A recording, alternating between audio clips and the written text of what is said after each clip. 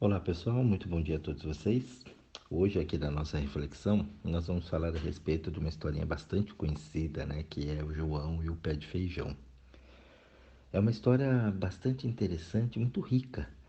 A gente escuta ela na infância, né, e a gente não consegue observar a profundidade que tem dela. Então, trazer uma visão aí mais metafísica para que você possa entender, né, mais universalista da história, trazer um pouco a raiz dela, o que representa, né? Não necessariamente o que eles querem, né? O que o autor quis dizer com isso, mas uma visão aí diferenciada para a gente poder entender algumas coisas. A história começa com o pai do Joãozinho morto, né? Ele morreu, ficou só a mãe, é a mãe matéria. Então a mãe, por que a mãe matéria? Porque a mãe está apenas preocupada com a sobrevivência, né? Agora eles têm que sobreviver ali e continuar. O mundo, ele sempre não, né? Mas ele traz, né? É muito claro isso, lá de trás, na antiguidade, ter essa cruz, esses dois traços, né? Colocado, representando pai e mãe na cruz. Ou seja, né? Seria espírito e matéria. Então, o fogo sempre na vertical e a água sempre na horizontal, cruzando ali, fazendo essa cruz.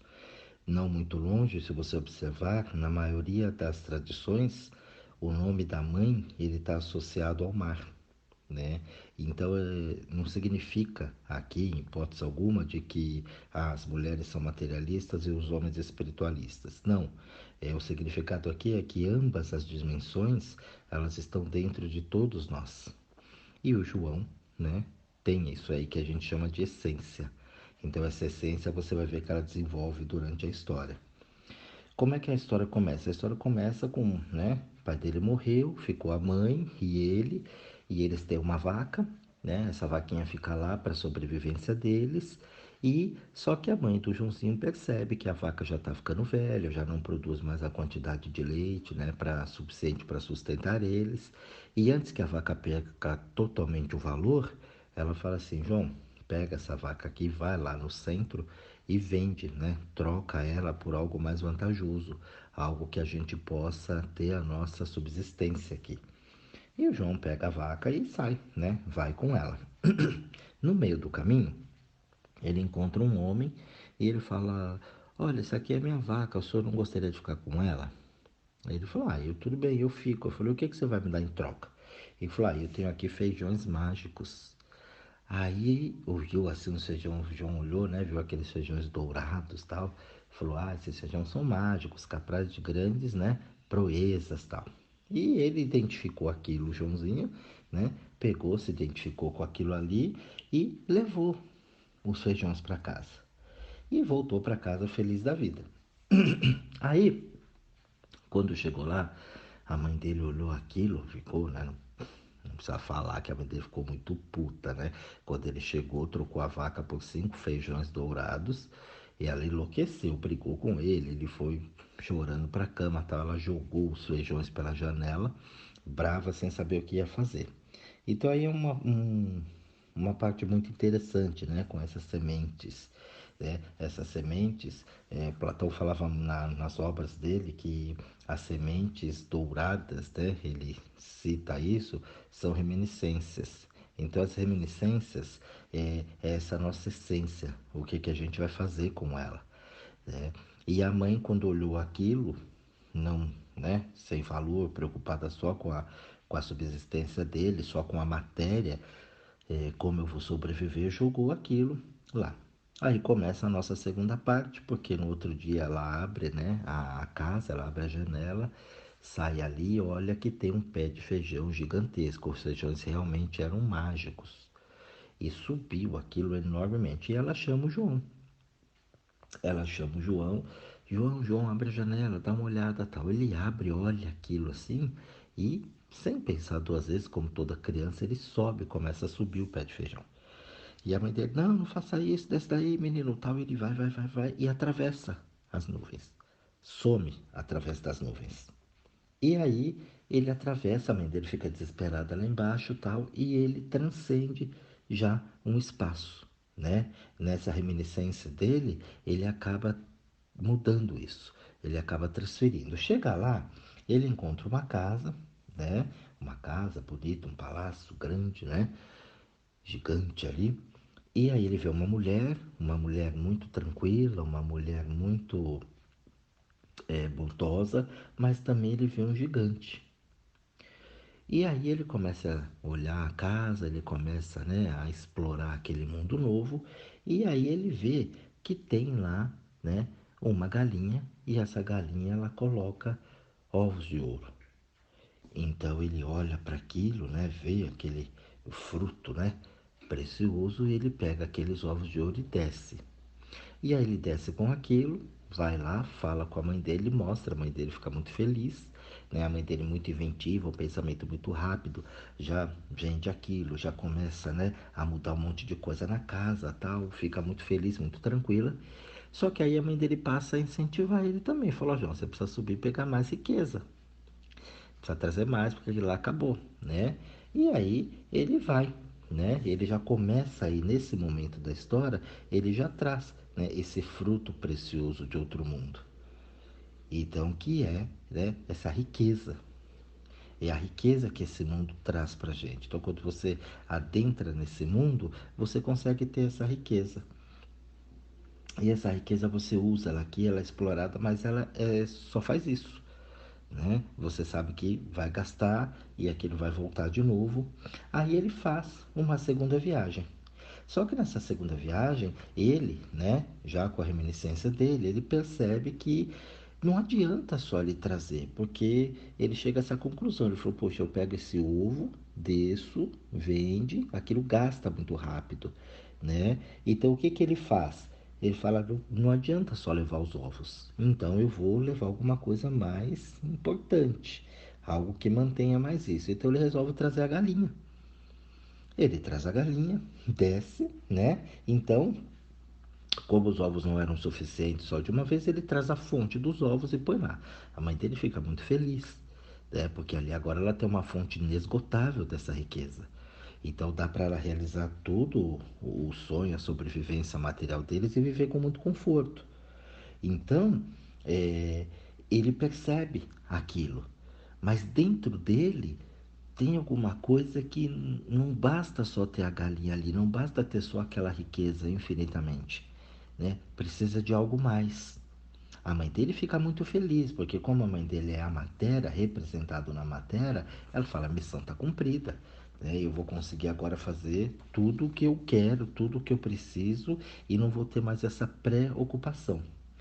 E ele pensando nisso, sentindo aquela, né, essência dentro dele, ele volta uma terceira vez e sobe, né, no pé de feijão. Aí ele fica lá. Claro que eu estou resumindo bem a história, né? Ele sobe da primeira vez, o gigante está lá, ele espera ele adormecer, né? Tudo direitinho, e aí ele faz isso. Aí na terceira vez, ele vai lá e ele vai buscar o que faltava. Ele não sabe bem o que faltava, né? Ele procura alguma coisa a mais do que isso. E aí, ele chega lá, um gigante vem, a mulher tá lá, ele espera, né, esse gigante adormecer de novo, tudo bem. E ele encontra uma lira, né? A famosa harpa. Então a harpa ali, em forma de uma mulher, ela mesma tocava, puxava as cordas ali, trazia aquele som maravilhoso, tal. E isso seria a harmonia que ele procurava, né? Mas só que quando ele pega a lira e começa a descer, ela começa a tocar. A harpa começa a tocar, a falar e o gigante acorda.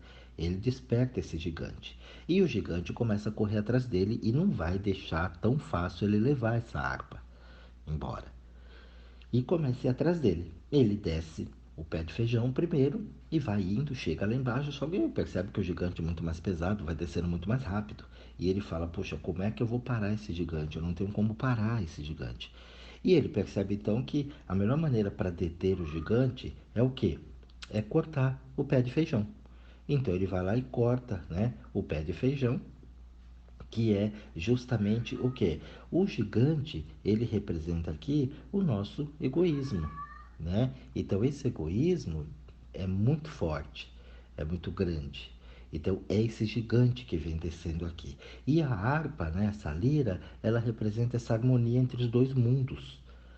essa harmonia é muito forte. O gigante egoísmo não vai deixar que isso aconteça. Ele faz de tudo. Então, quando ele corta o pé de feijão, o gigante obviamente despenca lá de cima, cai e morre no chão. Então, nesse momento, ele unifica os dois mundos. Então, ele une céu e terra.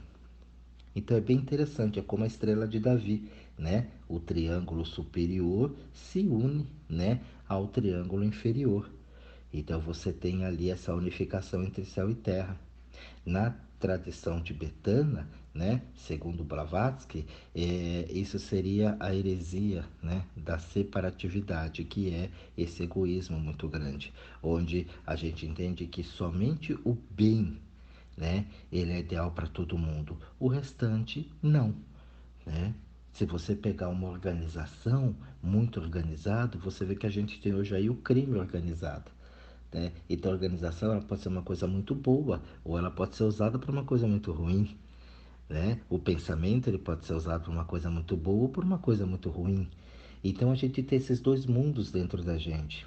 E é muito importante a gente pegar, olhar e entender isso.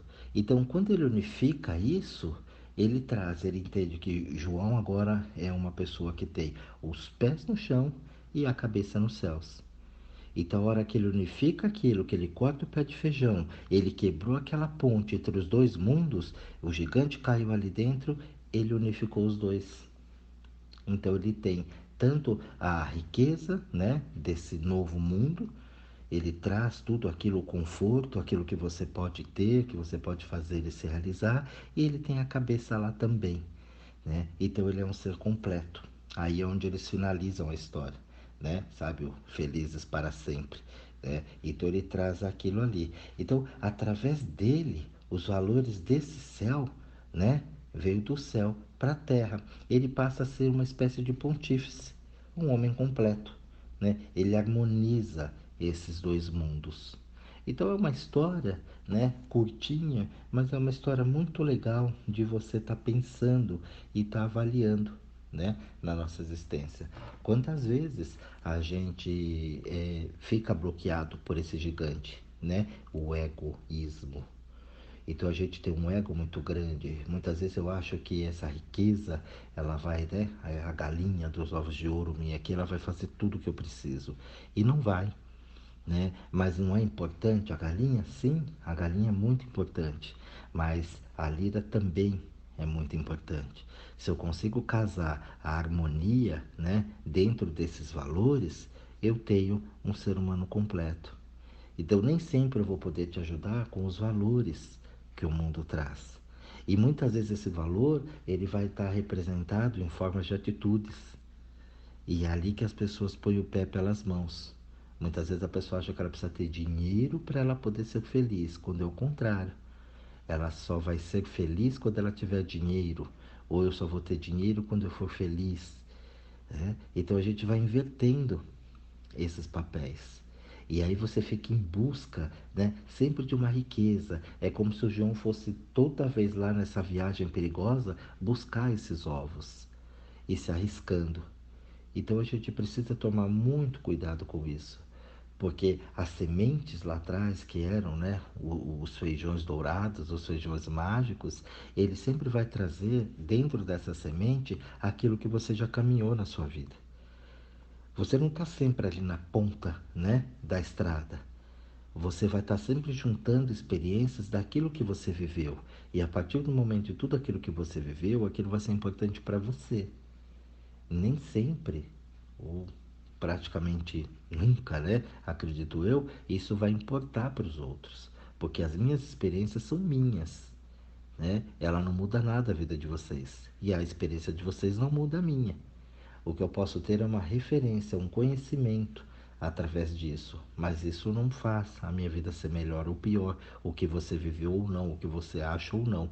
Então essa relação, ela da história do João e o pé de feijão, ela é muito única, né? E isso é a minha visão, né? Olhando isso aqui dentro, ela é muito eu, é o seu lado material, o seu lado espiritual único, né? Cada um tem o seu. Então cada um vai saber o que são, né, os ovos, o que é a galinha que traz esses ovos, o que é essa harmonia dessa harpa, né? Isso depende, vai ser muito relativo para cada um.